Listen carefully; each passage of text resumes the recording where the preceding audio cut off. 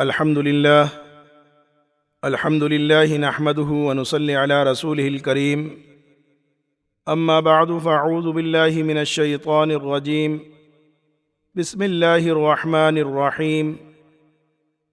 وأمر أهلك بالصلاة واصطبر عليها صدق اللہ العظیم۔ میرے محترم عزیز و دوستو،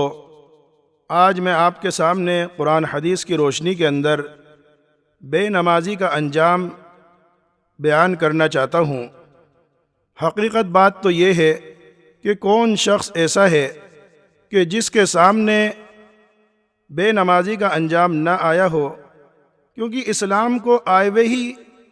صدیاں گزر چکی ہیں۔ تمام باتیں خاص طور سے نماز کے بارے میں تو ہمارے سامنے آ ہی چکی ہیں کہ اس کے چھوڑنے والا گناہ عظیم کا مرتکب ہوتا ہے اور اللہ تعالیٰ کی ناراضگی کا مستحق ہو جاتا ہے۔ لیکن ہم نے اپنے اندر یہ سوچ رکھ رکھی ہے کہ شاید ہمیں اطمینان اور سکون کہیں اور سے بھی حاصل ہو جائے۔ ضروری نہیں کہ ہم نماز کی پابندی کریں، نماز کو ادا کریں اپنے وقتوں کے اندر، تو ہم بآسانی نمازیں چھوڑ دیتے ہیں اور دوسری جگہ سکون اور اطمینان حاصل کرنے کی کوششوں کے اندر لگ جاتے ہیں۔ میرے محترم عزیز و دوستو، ذرا یہ تو بتلاؤ کہ جس نے تمام کائنات کو پیدا کیا، آسمان و زمین کو پیدا کرنے والا وہ اللہ، اور جس نے آپ اور ہم سب کو پیدا کیا، جب وہی یہ بات کہہ رہا ہے اور اگر تم نے میری عبادت سے منہ پھیرا، میں تمہاری محتاجگی کو دور نہ کروں گا، تمہیں پریشانی کے اندر مبتلا کر دوں گا، یعنی تمہیں کہیں سکون اور اطمینان نہیں ملے گا، تو میرے عزیزو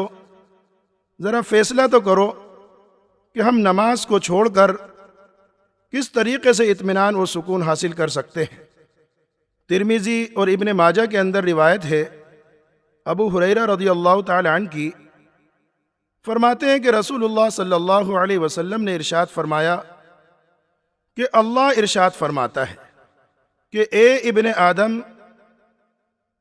آدم کے بیٹے، اگر تو نے میری عبادت کے لیے اپنے آپ کو فارغ کر لیا، میں تیرے سینے کو غنا اور استغنا سے بھر دوں گا اور تیری محتاجگی کو دور کر دوں گا، اور اگر تو نے ایسا نہ کرا تو میں تیرے سینے کو فکر اور شغل سے بھر دوں گا اور محتاجگی بھی دور نہ کروں گا۔ تو میرے عزیزو، جب اللہ ہی یہ ارشاد فرما رہا ہے کہ اگر تو نے میری عبادت سے منہ پھیر لیا تو میں تمام چیزوں کے اندر تجھے مشغول کر کے پریشان کر دوں گا، یعنی تجھے سکون اور اطمینان حاصل نہ ہوگا۔ جیسے تفسیر معارف القرآن کے اندر بھی ہے کہ اگر مال دولت آ بھی گئی تو اس کے ساتھ حرص بھی آتا رہے گا، تو آدمی محتاج کا محتاج رہتا ہے۔ حضرت عبداللہ ابن مسعود رضی اللہ تعالی عنہ فرماتے ہیں، میں نے نبی کریم صلی اللہ علیہ وسلم کو یہ کہتے سنا ہے کہ جو شخص اپنی تمام فکروں کو ایک فکر آخرت کی فکر بنا لے تو دنیا کی تمام فکروں کی کفالت اللہ تعالیٰ خود کر دیں گے، اور اگر وہ اپنی فکروں کو دنیا کے مختلف کاموں کے اندر لگائے رکھے تو اللہ تعالیٰ کو بھی اس بات کی کوئی پرواہ نہیں کہ وہ فکروں کے کسی جنگل کے اندر ہلاک ہو جائے۔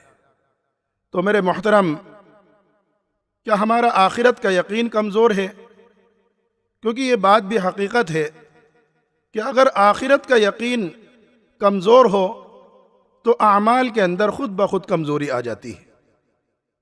کیونکہ ایمان کی صحت کے لیے ضروری ہے آخرت کا یقین ہمارا پختہ ہو۔ یہی تو وجہ ہے کہ نبی کریم صلی اللہ علیہ وسلم کے جاں نثار صحابی، کیا وہ دنیا کے اندر نہیں تھے؟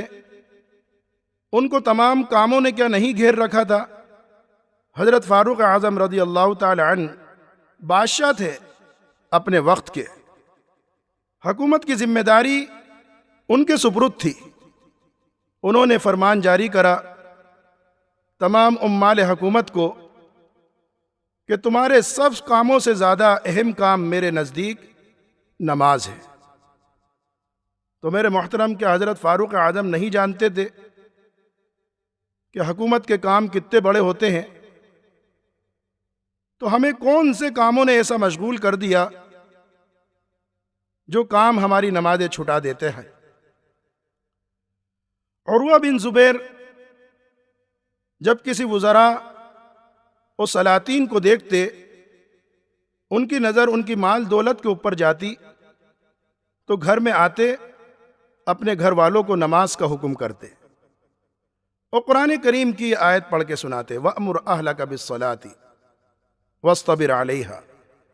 خود فاروق اعظم رضی اللہ تعالی عنہ بھی رات کو جب نماز کے لیے کھڑے ہوتے تو اپنے گھر والوں کو نماز کے لیے بیدار کرتے اور قرآن کریم کی یہی آیت سنا دیتے، وَأْمُرْ أَهْلَكَ بِالصَّلَاةِ وَاصْطَبِرْ عَلَيْهَا۔ تو لوگوں ہم فیصلہ کریں